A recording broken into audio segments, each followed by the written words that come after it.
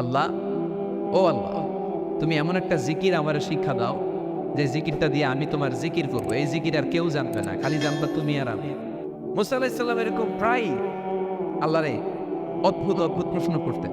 তো এখন যে প্রশ্নটা শোনাবো এটা সহিহ ইবনে হিব্বান মুস্তাদরাকে হাকিমে এসেছে। বর্ণনাকারী সাইয়েদনা আবু সাঈদ আল খুদরি বিশ্বনবী বললেন, সাইয়েদনা মুসা আলাইহিস সালাম আল্লাহরে বললেন, ইয়া রাব্বি আল্লিমনি যিকরান ওয়া কালিমাতান আদউ বি। আল্লাহ, ও আল্লাহ, তুমি এমন একটা জিকির আমার শিক্ষা দাও যে জিকিরটা দিয়ে আমি তোমার জিকির করবো। এই জিকির আর কেউ জানবে না, খালি জানবা তুমি আর আমি। সুবহানাল্লাহ কইতে বললেন না? আল্লাহ বলেন, মুসা তুমি পড়ো লা ইলাহা ইল্লাল্লাহ। মুসা আলাইহিস সালাম বললেন, আল্লাহ জিগাইলাম কি, কইলেন কি? আমি তো চাইছি এক্সক্লুসিভ, যেটা আমি ছাড়া আপনি ছাড়া কেউ জানবে না। লা ইলাহাতে তো জাতীয় কালিমা, ইন্টারন্যাশনাল, সবার মুখে মুখে আসে না নাই? এমনকি অনেক হিন্দু ভাইরাও বুঝতে পারে, চিল্লায় বলেন ঠিক কিনা? আল্লাহ বললেন, মুসা এর চেয়ে দামি কালিমা কোত্থেকে দিব? লা ইলাহার চেয়ে দামি কালিমা হতে পারে না রে মুসা। লাউ তাদাউ লা ইলাহা ইল্লাল্লাহ ফি কাফা, ও মুসা লা ইলাহাকে যদি এক পাল্লায় রাখো, ওয়াসসাবউস সামাওয়াতি ওয়াল আরদিন, সাত আকাশ সাত জমিন যদি আরেক পাল্লায় রাখো রে মুসা, লা রাজাহাত কাফাতু লা ইলাহা ইল্লাল্লাহ, সাত আকাশ সাত জমিন এক পাল্লায়, লা ইলাহা ইল্লাল্লাহ আরেক পাল্লায়, ওজন দিলে দেখা যাবে মুহূর্তের মধ্যে লা ইলাহার পাল্লাটা ভারী হয়ে গেছে।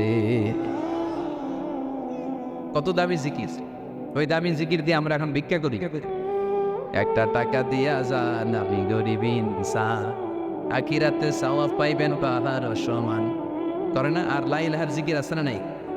এটা যে একটা বিপ্লবী বাণী, এটা ভুললেই গেছে। লা ইলাহা যারা মেনে নিয়েছে তারা আল্লাহ ছাড়া পৃথিবীর কারোর সামনে মাথা নত করে না। যারা লা ইলাহার পক্ষে, তারা ন্যায় আর সত্যের পক্ষে। লা ইলাহাকে যারা মেনেছে তাদেরকে কেউ কোনোদিন দমাতে পারে। আপনারা তাফসির ফি জিলালিল কোরআনের রচয়িতা সাইয়্যিদ কুতুব শাহীদের নাম শুনছেন? উনি তাফসির ফি জিলালিল কোরআন লিখে গোটা বিশ্বে বিখ্যাত হয়েছে।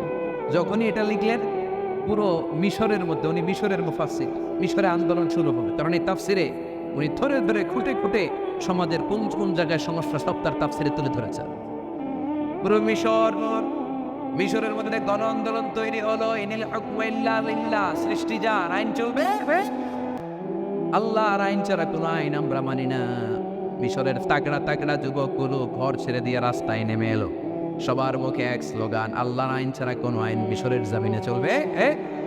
এমন স্লোগান, এমন বিক্ষোভ। প্রেসিডেন্ট ছিলেন জামাল আব্দুল নাসের। উপায় অন্তর না পেয়ে কয়, তাড়াতাড়ি মুফাসসিরদের গ্রেফতার দাও। যুগে যুগে যারা ইসলামের পক্ষে তাদের জন্য গ্রেফতার আছে না নাই? বিশ্বনবী 3 বছর শিয়াবে আবি তালেবের খেতে চান। ইসলামের কথা এত সহজ না মিয়া। এটা আপনার কুসুমাস্তীর্ণ নয়, এই রাস্তাটা কণ্টকাকীর্ণ। আপনার ফুল বিছায় রাখবে না, কাটা বিছায় রাখবে। আপনার পেছনে কথা বলবে, আপনার উল্টা পাল্টা গালি দিবে।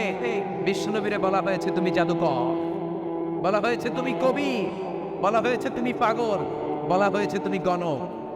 এখনো বলা হয়, খেলে শব্দ চেঞ্জ হয়েছে। এখন ডাকে কাঠমোল্লা, এখন ডাকে মৌলবী।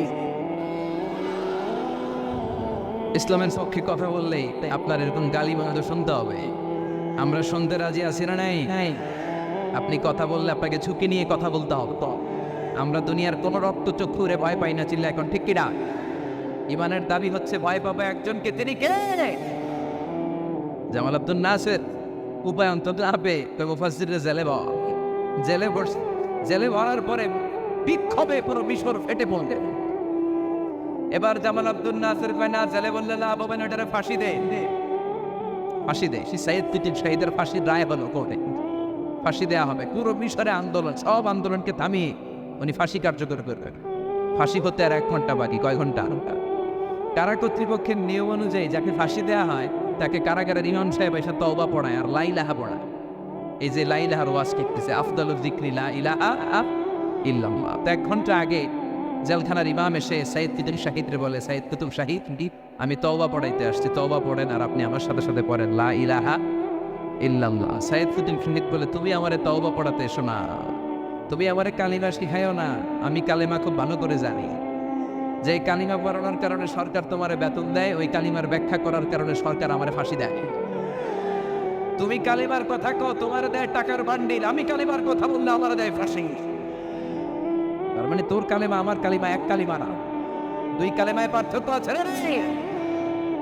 এই কালিমা লা ইলাহা ইল্লাল্লাহ এটা ভিক্ষার জিকির নয়, এটা বিপ্লবী বাণী। এই বাণী নিয়ে যদি মুসলমান সামনে আগায়, পৃথিবীর কোনো শক্তি মুসলমানদের থামাতে পারে না, অসম্ভব। এটার মধ্যে এমন শক্তি আছে, এটার মধ্যে এমন সম্ভাবনা আছে, এই সম্ভাবনাকে যদি মুসলমানরা মেলে ধরতে পারে, গোটা বিশ্বে মুসলমানরা হয়ে যাবে সুপার পাওয়ার। এই কালেমার পতাকা সংসদ ভবনে পথ করে উঠবে, আমরা চাই কি চাই না? আমাদের সেনাবাহিনীর ক্যান্টনমেন্ট গুলাতে এই কালেমার পতাকা শোভা পাবে, আমরা চাই কি চাই না? আমাদের আদালত গুলাতে ওই লা ইলাহা ছুটবে, আমরা চাই কি চাই না? এটা আমাদের স্বপ্ন। কথা বলেন।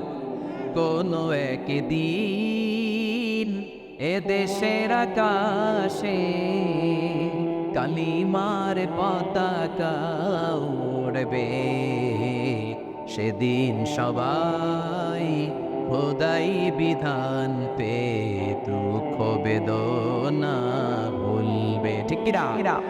এজন্য এই কালেমার জিকিরের দরকার আছে না নাই? বিশ্বনবী বললেন আফদালু যিকরি লা ইলাহা ইল্লাল্লাহ, যেখানেই থাকো না কেন জিকির করবা লা ইলাহা ইল্লাল্লাহ মুহাম্মাদুর রাসূলুল্লাহ সাল্লাল্লাহু আলাইহি ওয়াসাল্লাম। এই প্রশ্নের উত্তর করতে গেলে তো আর ওয়াজ করা যাবে না। হ্যাঁ,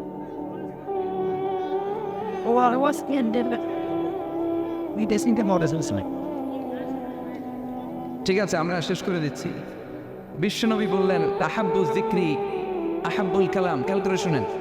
ক্যালকুলেশনের সামনে আসরের নামাজ, তো বেশি সময় নেই, যতক্ষণ আসি মনোযোগ দিয়ে শুনুন, ওটা বসা করবেন না তো।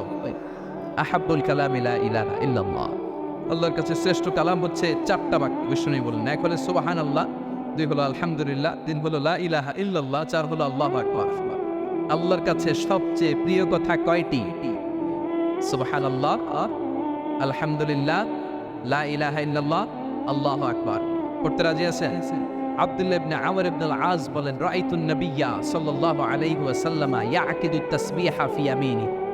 আব্দুল্লাহ ইবনে আমর বলেন, আমি নিজে বিশ্বনবীকে ডান হাতের আঙ্গুলের গিড়ায় এরকম তাসবিহ গুনে গুনে পড়তে দেখেছি। করবেন না আপনারা? ডান হাত তোলে, এই গিরার মধ্যে এইভাবে ধরে, এইভাবে পড়তে রাজি আছেন?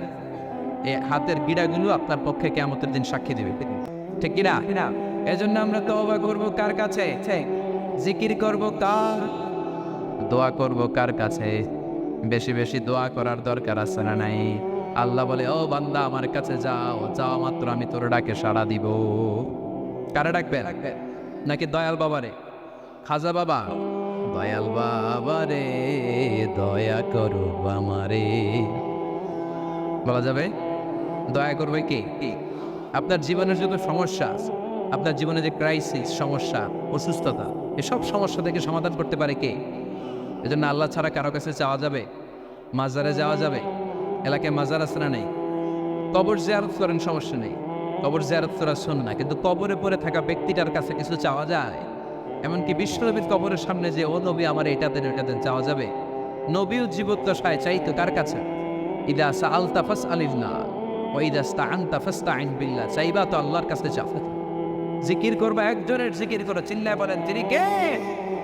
এজন্য আমরা বিপদে আপদে সর্বাবস্থায় সব সময় কার কাছে চাবো? মনে থাকবে?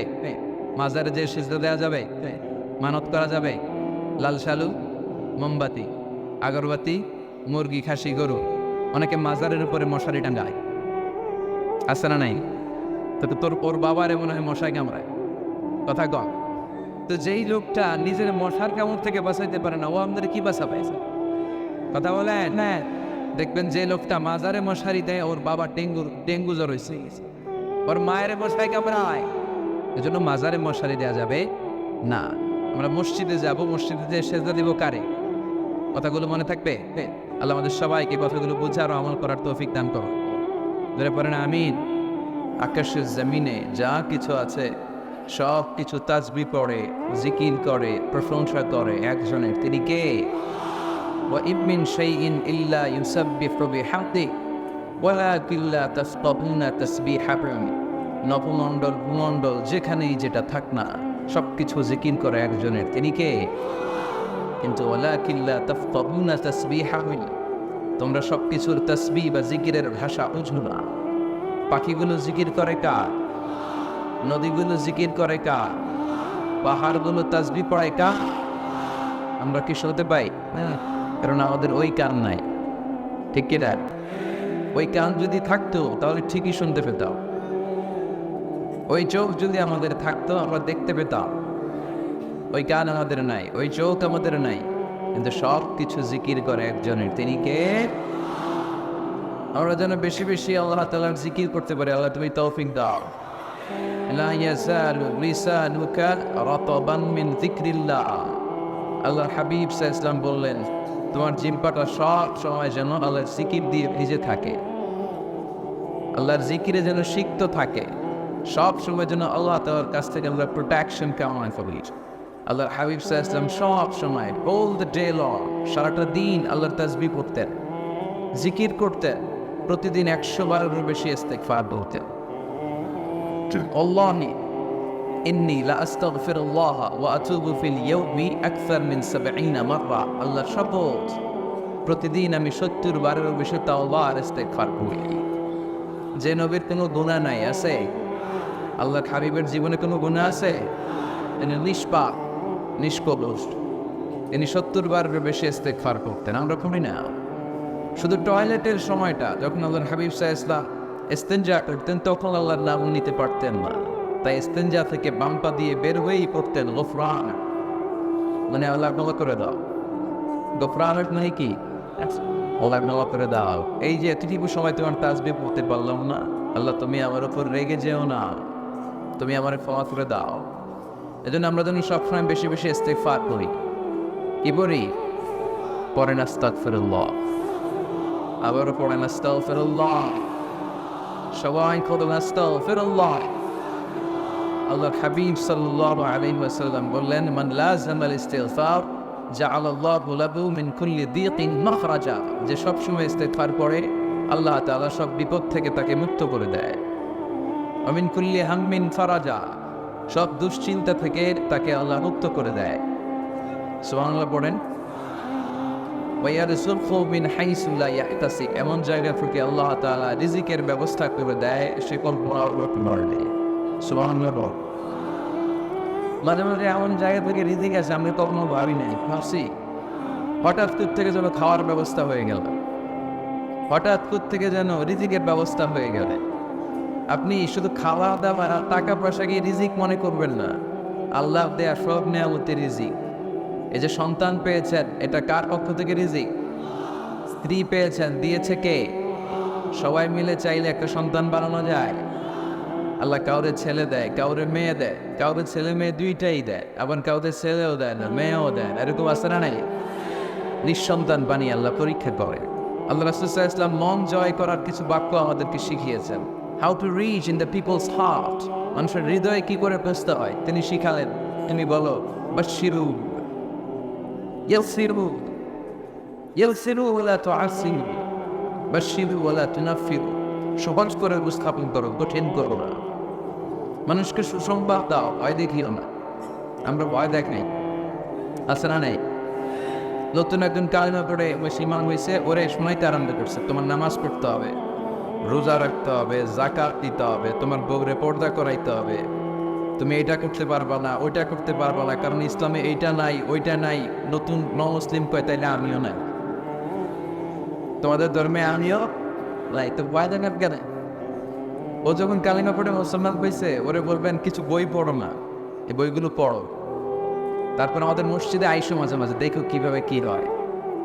ইসলামের কিছু প্রোগ্রামে নিয়ে যান, মসজিদে নিয়ে যান, জুমার নামাজে দেখুন কেমনে পড়ে, কি বলে শুনো। তো এইভাবে গ্রাজুয়ালি মানুষের হৃদয়ে পুষতে হয়। আমরা যেন মানুষকে ঐক্যবদ্ধ করতে পারি, আমরা যেন মানুষকে বিচ্ছিন্ন না করি, আমরা যেন দিনকে কঠিনভাবে উপস্থাপন না করি। আল্লাহ তুমি তৌফিক দাও। আরো জোরে পড়বো আমিন। আপনারা সবাই ভালো আছেন তো? আলহামদুলিল্লাহ ভালো আছি। তো আসার সময় দেখলাম যে গুড়ি গুড়ি বৃষ্টি পড়তেছে। আপনাদের উপরে পড়তেছে নাকি বৃষ্টি? চলে গেছে? মাশাআল্লাহ। ইউসুফের খিল আমি নাম শুনেছি অনেক, আজকে আসার সুযোগ হলো। সিরাত ময়দান, আয়াজবান ইউসুফের খেল সিরাত কমিটি, ইসলামাবাদ, পাকিস্তানের রাজধানী। সদর কক্সবাজার। মহিলাদের জন্য সরাসরি সম্প্রচার এবং ফেসবুক লাইভ প্রচার করা হবে। শুনতেছে বোনেরা? আলহামদুলিল্লাহ। আজকে সমাপনী দিবস, তার মানে গত রজনী তো কথা হয়েছে। আজকে আমার আগে কথা বলেছে হযরত মাওলানা জায়নুল আবেদিন সাহেব, হযরত মাওলানা আব্দুর রহিম বশরি, হযরত মাওলানা নুরুল আফসার কাদেরী, হযরত মাওলানা হাফেজ আহমদ।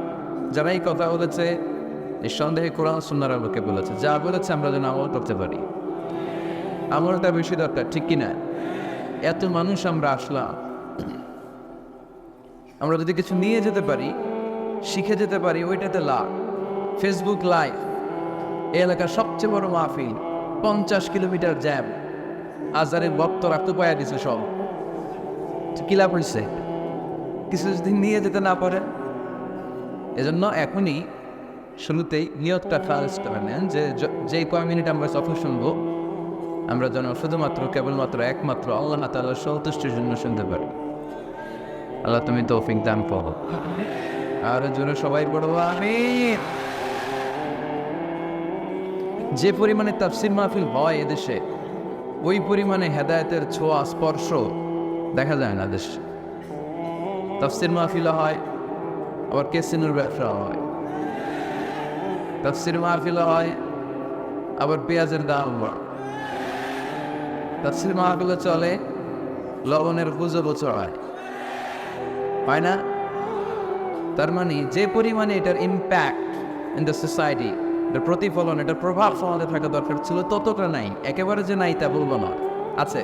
মানুষ পরিবর্তন হচ্ছে, দেখা যাচ্ছে। আমাদেরকে বলে হুজুর আগে গান বাজনা শুনতাম, এখন কোরআন শুনি।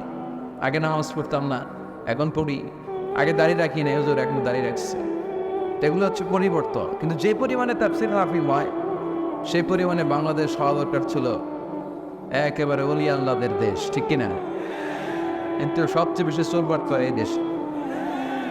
আপনাদের এই এলাকায় আলহামদুলিল্লাহ নাই, এই এলাকাতেও আছে।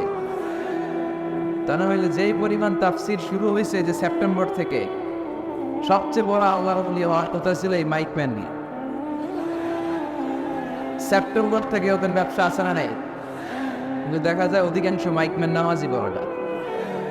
আপনাদের আজকেরটা ও পড়ে, আজকের মাইকম্যান পড়ে, আলহামদুলিল্লাহ বেশিরভাগ পড়ে না। মিডিয়া ওদের কি অবস্থা জানি না, কি অবস্থা। নামাজ টামাজ পড়ো তোমরা? হ্যাঁ করো, নামাজ পড়বে, নামাজগুলো পড়ো। শুধু তোমরা কমিটিরও চাপবে না। কমিটির যারা আছেন আপনারা নামাজ পড়বেন না। শুধু বছরে একটা মাহফিল করে দিলেই দায় সারা সব আদায় হয়ে যায় না, ঠিক কিনা? আমরা সবসময় ইসলামের পক্ষে, আমরা সবসময় কোরআনের পক্ষে, আমরা সবসময় আল্লাহর হাবিবের পক্ষে, ঠিক কিনা?